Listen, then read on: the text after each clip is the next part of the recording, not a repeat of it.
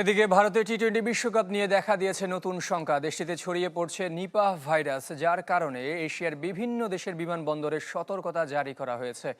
এমন পরিস্থিতিতে ভারত থেকে বিশ্ব আসর সরিয়ে নেওয়ার দাবি করেছে পাকিস্তান।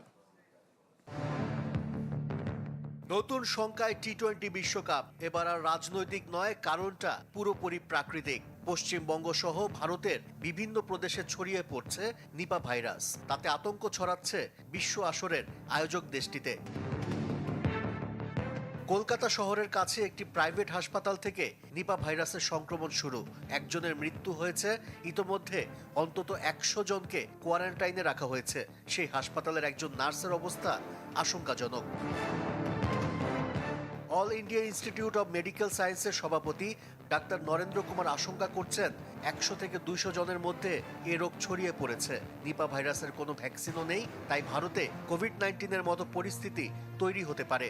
থাইল্যান্ড, নেপাল, ভিয়েতনাম সহ এশিয়ার বিভিন্ন দেশ বিমানবন্দরে সতর্কতা জারি করেছে। ভারত থেকে আসা যাত্রীদের পরীক্ষা নিরীক্ষাও করা হচ্ছে।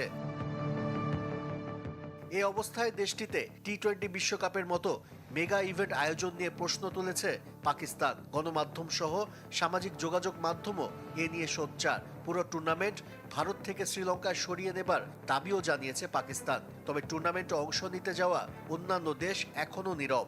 নিপা ভাইরাস যদি ভারতে মহামারীর রূপ নেয়, তখনও কি টি-20 বিশ্বকাপ আয়োজন করতে পারবে আইসিসি?